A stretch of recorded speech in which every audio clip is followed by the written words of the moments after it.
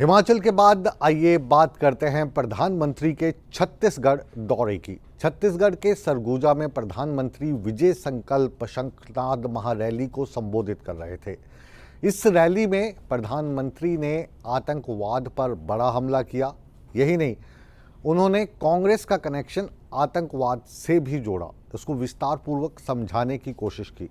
आतंकवाद को लेकर कांग्रेस का क्या स्टैंड रहा है, क्या कांग्रेस पर आतंकवाद के साथ जो कनेक्शन के आरोप लगते आए हैं उनमें क्या गहराई है, क्या सच्चाई है, जानने के लिए देखिए हमारी ये बिग रिपोर्ट।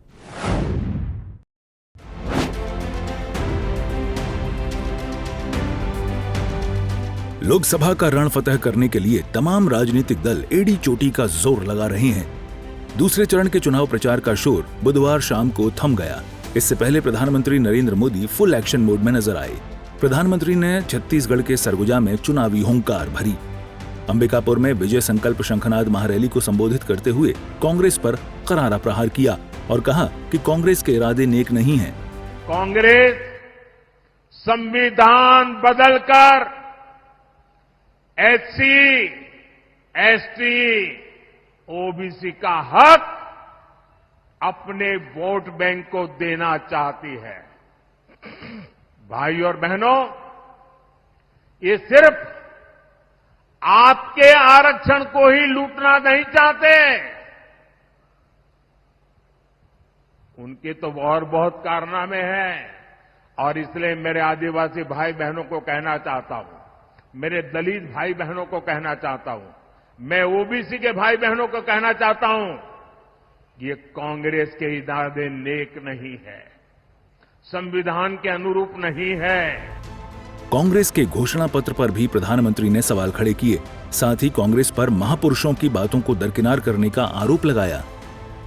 और जब उनका मैनिफेस्टो आया, उसी दिन मैंने कह दिया था, आज नहीं कह रहा हूं, उसी दिन कहा था कि कांग्रेस का मैनिफेस्टो पर मुस्लिम लीग की छाप है। साथियों, जब संविधान बन रहा था,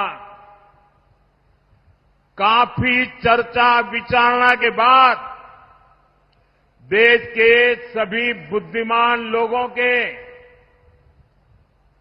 चिंतन मनन के बाद बाबा साहब आंबेडकर के नेतृत्व में ये तय किया गया था कि भारत में धर्म के आधार पर आरक्षण नहीं होगा। आरक्षण होगा तो मेरे दलित भाई बहनों के लिए होगा। प्रधानमंत्री यही नहीं रुके। उन्होंने इंडी महागठबंधन पर भी तल्खवार करते हुए कहा कि अगर भारत शक्तिशाली हो गया तो कुछ ताकतों का खेल बिगड़ जाएगा।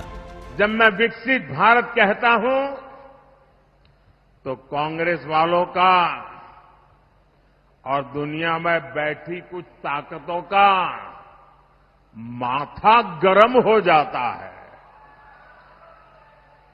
अगर भारत शक्तिशाली हो गया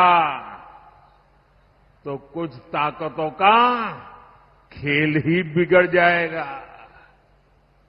आज अगर भारत आत्मनिर्भर बन गया तो कुछ ताकतों की दुकान बंद हो जाएगी। इसलिए वो भारत में कांग्रेस और इंडी गठबंधन की कमजोर सरकार चाहते हैं।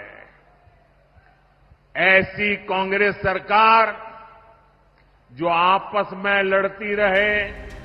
बहरहाल, अंबिकापुर की सभा के माध्यम से प्रधानमंत्री ने सरगुजा के साथ ही कोरबा और रायगढ़ संसदीय सीट के मतदाताओं को साधने का प्रयास किया।